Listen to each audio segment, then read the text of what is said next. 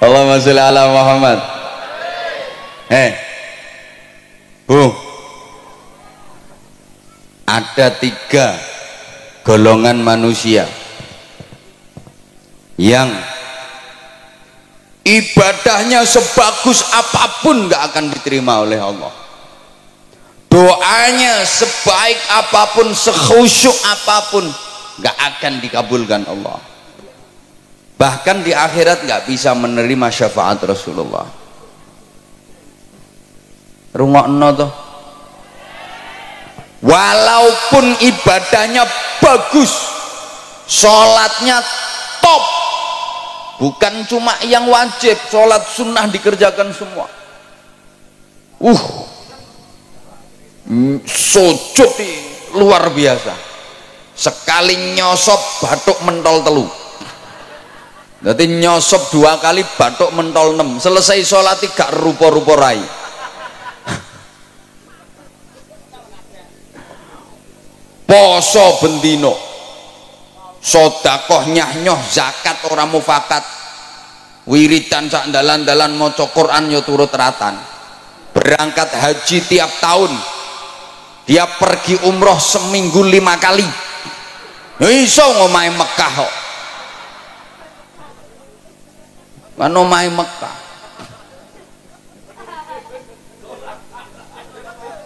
Wis tak pikir aku ngomong. Ora iso kowe apa mbantah, ora iso. Gak mungkin seminggu umroh berangkat ping 5. Omahe Mekah kok.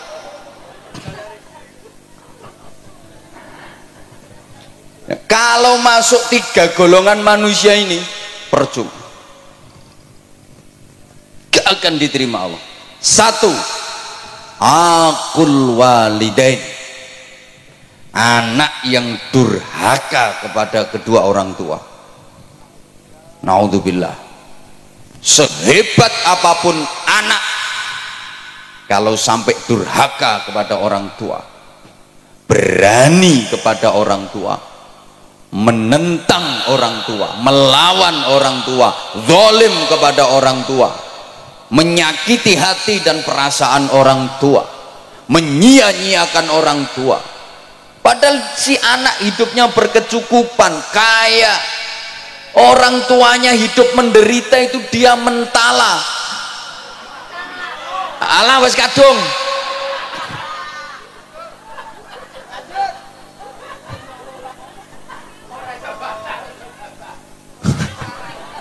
sing ceramah aku apa sampean?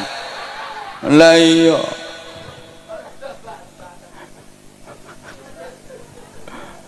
walaupun ini anak alim, mangan kitab entek 2896, ilmune sundul terop,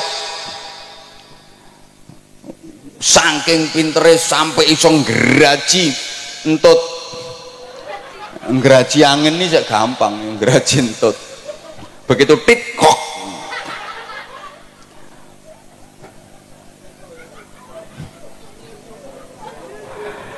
Kalau berani sama orang tua, menyakitkan orang tua, durhaka kepada orang tua, seluruh ibadahnya ditolak sama Allah,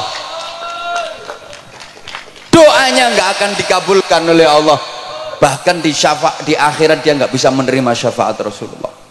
Walaupun secara lahiriah orang tuanya seakan-akan bersalah, karena dalam hubungan anak dengan orang tua itu undang-undangnya cuma ada 2 pasal. Pasal 1, orang tua tidak pernah bersalah. Pasal 2, apabila orang tua melakukan kesalahan, kembali ke pasal 1. Ya gak mumet, memang pasalnya cuma 2 kok. Jadi hubungan anak kepada orang tua itu pasalnya cuma 2 undang-undangnya. Pasal 1, orang tua tidak pernah bersalah. Pasal 2, apabila orang tua melakukan kesalahan, kembali ke pasal 1.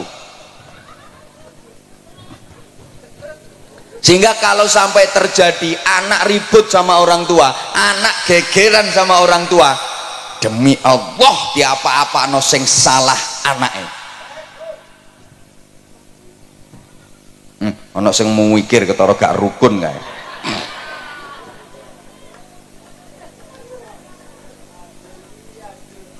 Wajar, karena nggak ada orang tua, nggak ada anak. Orang tua itu menjadi sarana, lantaran wujudnya manusia di alam dunia, betul?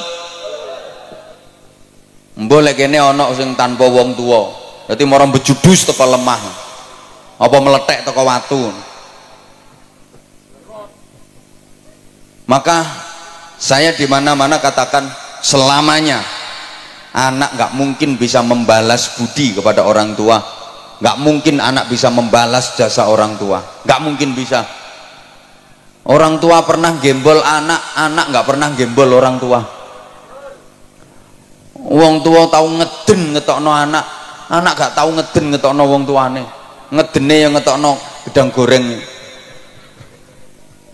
Loh, orang tua merawat anak itu lama dan ikhlas, nggak ada yang berharap imbalan. Nah, aku ngerumat kowe sampai selawe tahun, saiki kon wis dadi tentara, ayo hitungan sedina aku njaluk upah 50.000, nggak ada. Lah anak kalau merawat orang tua itu ya cuma sebentar, itu pun pamrih, sulit ikhlas. Kadang orang tuanya sakit itu, anak limo iso geger sak dulur, sing ngramut yo sampean. Oh sampean bagiannya paling akeh kok. Biasanya ngono kuwi lambe-lambe kudungan.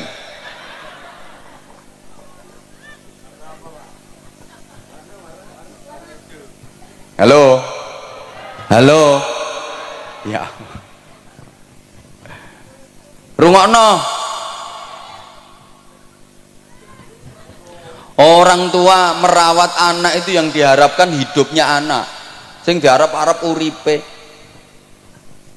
Lah nek anak ngramut wong tua iki mek karo nunggu matine kok. Sorry ya. Orang tua itu mau gantiin sakitnya anak, kalau anak nggak mau gantiin sakitnya orang tua. Orang tua rela menggantikan derita anak, kalau anak nggak mungkin mau menggantikan derita orang tua. Saya udah sering kasih contoh. Orang tua itu punya anak sakit, anak masih kecil sakit, ya Allah, nangis semalaman nungguin anak nggak tidur. Dia nggak rela seekor nyamuk pun menggigit anaknya, hinggap di tubuh anaknya, ditunggoni sampai gak turu, nangis memohon kepada Allah, ya Allah, biar saya saja yang gantiin sakitnya anak saya, asal anak saya sehat. Tapi anak nggak mungkin mau gantiin sakitnya orang tua. Maaf, ayo coba sampean misalnya punya orang tua sudah pikun, ayo sampean gelem genteni, ya Allah, kula sing pikun mawon.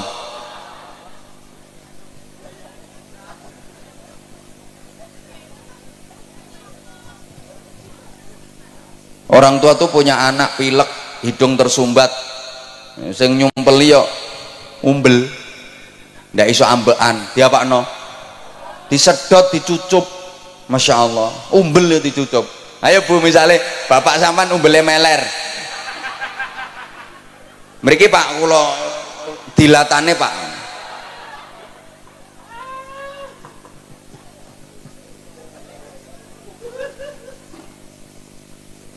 Lah orang tua itu siapa saja?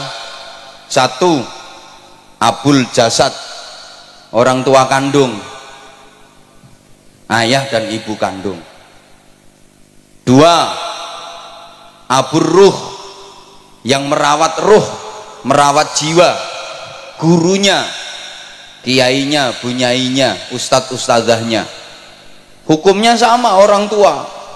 Kalau orang tua kandung itu yang merawat jasmani, kalau guru, kiai, bunyai itu yang merawat rohani. Iki dirungokno apa ora toh?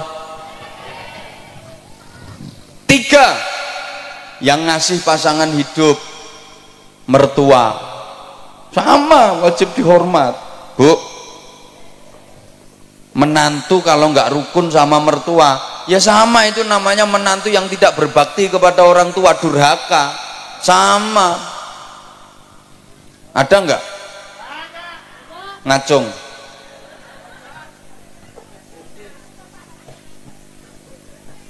Sing akeh mantu gak rukun karo maratuwa iki mantu wedok. Kenapa? Mohon maaf, penting ini.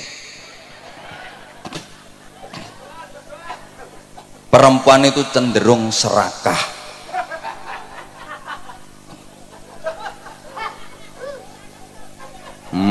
Wong lanang serakah ya eneng kok. Yang mbek kiai wani nyentak apa maneh mbek bojone. Mohon maaf, banyak istri yang tidak merelakan suaminya untuk berbakti kepada orang tua. Banyak suami yang tidak menyadari posisi. Sorry ya, istri sama suami itu beda. Karena istri perempuan, suami laki-laki. Lah yo beda.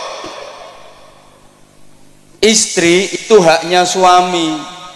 Kalau suami bukan haknya istri, haknya orang tua. Rungokno. Suami itu haknya orang tua.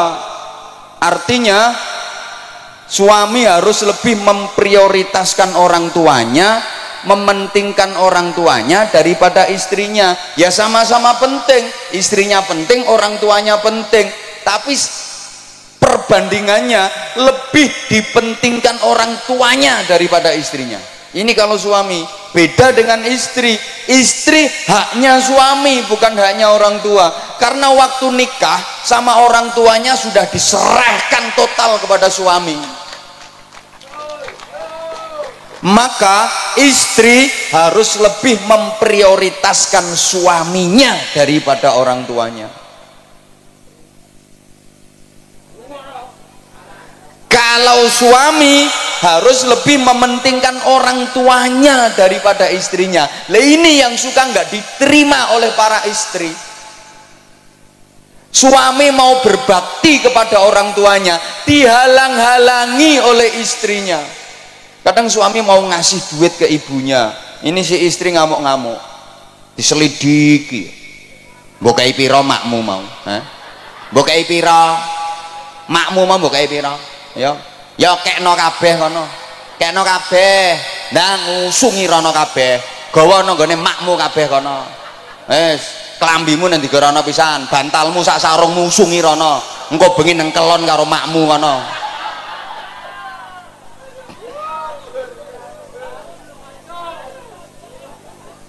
Suami mau berbakti kok dihalang-halangi. Bu, ibu harus sadar, bagi suami orang tua itu prioritas daripada istri. Bu, ikhlas nggih, relakan suamimu berbakti kepada orang tuanya, yang orang tua suami adalah mertuamu. Maka istri solehah, calon-calon bidadari surga itu adalah perempuan-perempuan yang mengikhlaskan, merelakan suaminya berbakti kepada orang tuanya. Suaminya lebih mementingkan orang tuanya daripada dirinya sendiri. Itu perempuan-perempuan solihah, calon-calon bidadari surga. Nggih Bu nggih? Nggih Bu nggih? Jadi misalnya, Bu, suami ibu punya duit 10 juta. Nah, ibu sebagai istri dikasih 3 juta, yang 7 juta dikasihkan ibunya suami. Ikhlas nggih?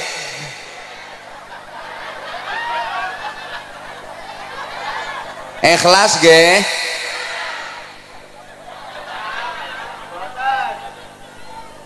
Ikhlas mboten?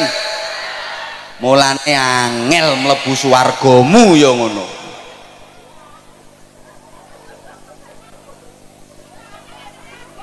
Loh, namanya lebih diprioritaskan ibunya daripada istrinya kok. Jadi nek bojomu ku ndek duit 1 juta, sampean sebagai istri dikasih 300.000, yang 700.000 dikasihkan ibunya suami, dikasihkan mertuamu. Ikhlas nggih? Sapa ngomong tak jotos mau?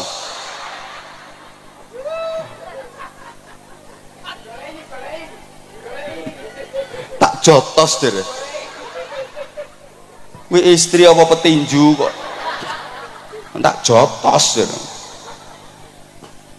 Kalau ibu ikhlas, nah itu gampang masuk surga.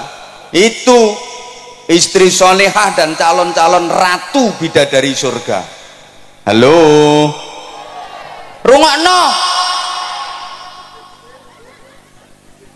Jadi sampeyan niku Bu, kalau dikasih uang belanja sama suami, sebelum nerima duit itu sampean ngomong, "Mas, aku sampean kei duit ngene iki, buke sampean kei to ora?" Lek buke sampean kei ya aku gelem nrimo duit iki. Lek nek buke gak sampean kei, aku mau nampani, Mas. Buke kei sik kudu luwih akeh. Lek buke wis sampean kei, lagek tak trimo. Ngoten nggih? Pret. Pret.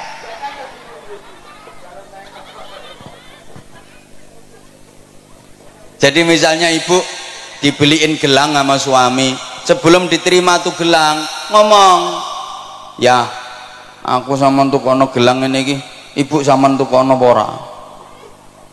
Lek ibu sama tukono ya aku gelem. Lah nek ibu gak sama tukono, aku mau nganggo ya, gak gelang-gelangan rapopo. Penting ibu timbang aku. Ibu sing ngeramut sampean, sengsara rekoso mulai cilik gedhekno sampean, sorone ra karuan. Aku petuk sampean wis siap pakai. Aku gelem nganggo gelang iki, tapi ibu ya tukono gelang sing luwih gedhe. Ngoten Bu nggih? Alah ra trimo pret nek iki. Pret.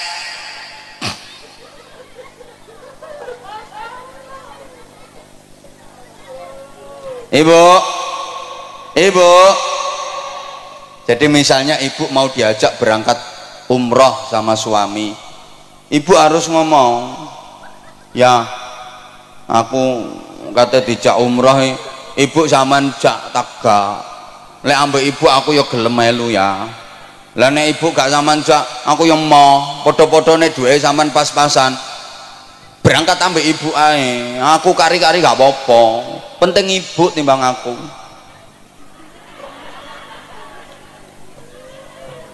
Bapak, sampean sebagai suami Pak, kalau punya istri yang karakternya seperti itu, betul-betul lelaki beruntung di dunia ini. Beja-bejane wong lanang. Subhanallah. Itu istri solihah yang memuliakan suami dunia akhirat. Betul Pak. Kalau Bapak punya istri dengan tipikal seperti itu, aku pesen Pak, ramuten sing apik, jangan sia-siakan. Betul Pak. Perempuan seperti itu Pak, sebelum mati jangan dikubur dulu.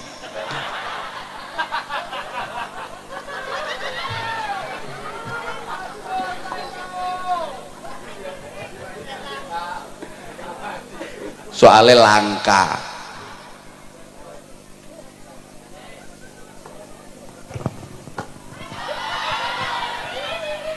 Lo udah 1,5 jam loh ini. Yang kedua, yang kedua, mahal yo gak melo urun kok. Yang ibadahnya pasti ditolak, doanya nggak mungkin diijabah, dan di akhirat nggak bisa menerima syafaat Rasulullah adalah para istri menengok. Lu memang iya kok. Istri-istri yang suka melukai perasaan suami, menyakiti hati suami padahal suaminya benar, dan suka membebani suami di luar batas kemampuannya. Tak baleni pengumuman. Ibadah sebaik apapun gak akan diterima Allah, doa sekhusyuk apapun gak akan diijabah Allah, dan di akhirat gak bisa menerima syafaat Rasulullah. Siapa? Istri-istri yang suka melukai perasaan suami, menyakiti hati suami padahal suaminya bener. Aku gak bakal suami sih gak bener. Alah rungokke sik.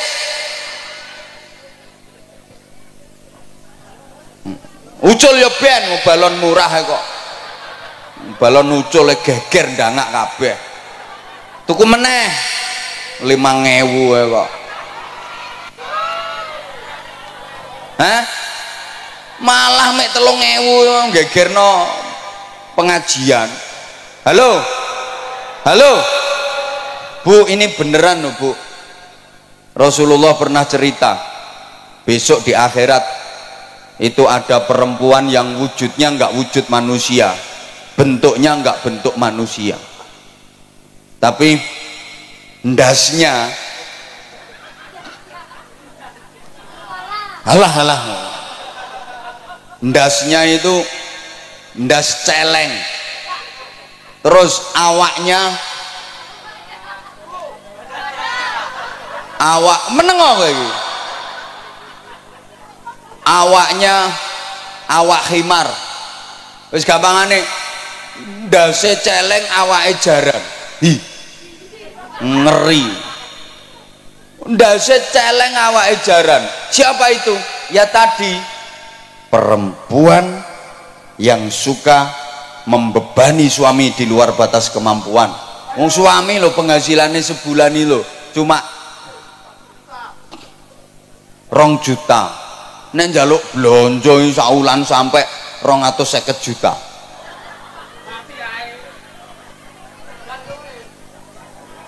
Misalnya perempuan yang suka melukai perasaan suami dan menyakiti hati suami, maka seperti itu akibatnya, ibadahmu gak akan diterima Allah. Tiwas dawir lambemu lah, dikir macam-macam percuma, doa nggak diijabah, di akhirat nggak bisa mendapat syafaat Rasulullah. Nah sekarang ganti, para suami ya harus fair dong. Nih yo kok wong wedok ae. Para suami laki-laki rungokno, yang suka melukai perasaan istrinya, menyakiti hati istrinya, maka akibatnya, aku durung tahu krungu keterangannya, saya belum pernah mendengar keterangannya, jadi ya saya nggak pernah dengar dalilnya.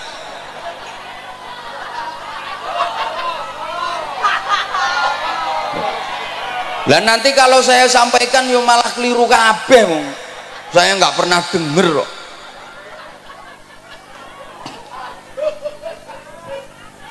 Bagusnya perempuan itu nggak perlu ngerti dalil-dalil yang kayak gitu, marake ngelamak, ngelunjak, ingkrah ndase wong lanang. Lho wong istri itu lo nggak ngerti dalil lho, suami iso kalah, apalagi ngerti dalil, malah nyenyek wong lanang. Memang istri-istri nggak usah ngerti dalil-dalil kayak gitu, bahaya. Wong nggak ngerti dalil sing lanang kalah kok, pemane ngerti dalil.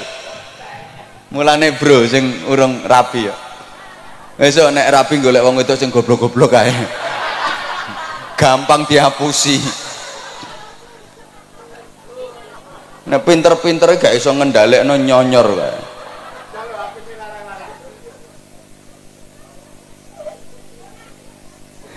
Yang ketiga udah itu berlalu. Yang ketiga, orang yang mutus silaturahim, itu yang ibadahnya nggak akan diterima oleh Allah, doanya nggak diijabah sama Allah, di akhirat nggak bisa mendapatkan syafaat Rasulullah. Maka itu perlu kita hindari 3 hal tadi. Allahumma sholli ala Muhammad. Nah selanjutnya jamaah rahimakumullah, perlu perbaikan diri, peningkatan kualitas ibadah, baik yang vertikal hablum minallah, ibadah ritual, maupun yang horizontal hablum minan nas, ibadah sosial. Halo, dilanjut mboten? Oke, tak imbui. Ya, ini ibarat kerja itu lembur berarti. tambahan durasi ya. Gini, ya, hidup ini harus selalu ada peningkatan dan perbaikan. Slogane hari ini harus lebih baik daripada kemarin, dan esok harus lebih baik daripada hari ini. Dalam menjalani hidup, pantang bagi kita untuk berprinsip aku masih seperti yang dulu, aku begini engkau begitu. Itu sama saja. Kalau orang Jawa bilang sami mawon, nek diteruske bokonge Mbak Mi dintop. Harus ada dinamika ke arah hidup yang lebih baik. Ibu bapak jamaah rahimakumullah, pembangunan musola ini harus disertai dengan pembangunan manusianya. Ya, kita berharap mudah-mudahan musola, masjid-masjid yang ada itu benar-benar bisa menjadi laboratorium rohani, pembangunan mental spiritual. Negara kita itu punya jargon di lagu kebangsaan Indonesia Raya itu, bangunlah, bangunlah, ayo toh Bu. Pertama bangunlah jiwanya dulu, baru bangunlah untuk Indonesia, bangunlah jiwanya. Pembangunan jiwa itu menjadi sangat penting.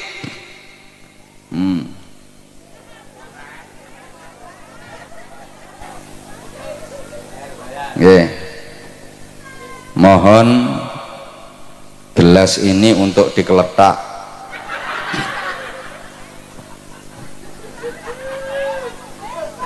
Untuk pembangunan sorban. Nggih.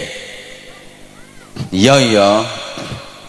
Nah itu juga termasuk bagian dari perbaikan. Nggih Bu nggih. Bu, saya yakin semuanya bawa duit. Kalau nggak bawa duit nggak apa-apa kok, kalung dilepas, gelang dipelorot nggak apa-apa, nanti biar dijual sama panitia. Ini pasti semuanya bawa duit. Saya nggak percaya kalau nggak bawa duit. Ono yang 100.000, ada yang 50.000, 20.000, 10.000, 5.000, 2.000, 1.000. Nanti kira-kira yang disedekahkan berapa?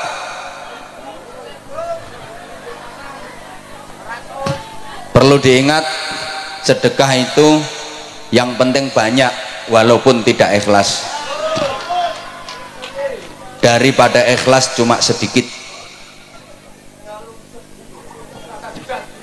Tak baleni, lebih baik sedekah yang banyak walaupun tidak ikhlas daripada ikhlas tapi cuma sedikit. Kenapa? Saya berani bilang lebih baik sedekah banyak walaupun tidak ikhlas. Loh iya, daripada ikhlas tapi sedekahnya cuma sedikit. Karena kalau sedekahnya banyak, terus sedekah banyak, terus sedekah banyak, pasti lama-lama ikhlas. Mesti metu ikhlas ya. Mikir ora ikhlas, terus ngetokno akeh kok ora ikhlas. Tapi kalau sedekah itu prinsipnya yang penting ikhlas walaupun sedikit, sampai mate gak kira sedekah akeh. Dan ciri-ciri sedekah ikhlas, tanda-tanda sedekah itu ikhlas adalah sedekahnya banyak. Tandane wong sedekah ikhlas iku sedekah akeh. Soalnya nek sedekah akeh gak mikir, gak perhitungan. Tak baleni. Tanda-tanda orang ikhlas dalam bersedekah itu adalah sedekahnya banyak. Tandanya ikhlas. Soalnya gak perhitungan, gue duit piro, wis gak perhitungan. Engko urusan engko, sesuk urusan sesuk. Rezeki akeh sing guri, mesti ditempui, diganti sama Allah dengan ganti yang lebih banyak. Itu tandanya ikhlas. Nah, di antara tanda-tanda orang sedekah tidak ikhlas, itu sedekahnya nilainya kecil, sedekahnya sedikit, tandane wong perhitungan. Duitku karek 200, engko nek tak sedekahno 50, lak karek 150, sesuk bayar kreditan 70. Anakku sangune rungokno nang ngaji gak butuh sangu anakmu. Halo maka wong niku nek sedekahe kulino sithik iku tandane gak ikhlas. Ayo bantau. Sedikit banyak itu bukan jumlah dan nominal, tapi prosentase dan pembanding. Ukuran sedikitnya yang ngeleset di bawah sama yang duduk metingkring di atas panggung jelas beda. Jelas beda. Mungkin lek kanggo sampean 500.000 wis akeh. Tapi lek kanggo sing nang dhuwur panggung sithik 500.000 kuwi. Makanya saya bilang bukan jumlah tapi prosentase dan pembanding ukurannya.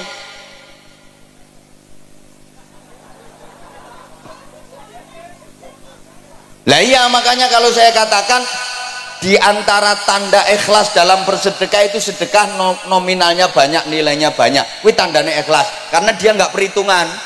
Tandane wong sedekah gak ikhlas itu sedekahnya sedikit karena dia perhitungan. Halo. Orang yang beramal di dunia tanpa perhitungan, besok di akhirat Allah yo gak perhitungan, langsung dimasukkan surga sama Allah. Itu namanya masuk surga tanpa hisab. Tanpa hisab itu tanpa perhitungan.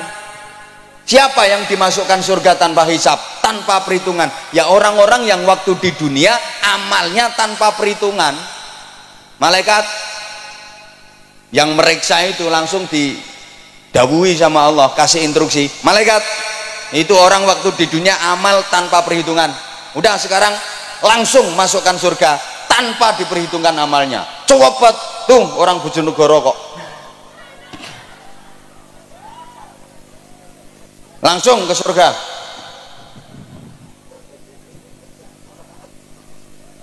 Halo lah, kalau orang di dunia amalnya penuh perhitungan, besok di akhirat Allah juga penuh perhitungan.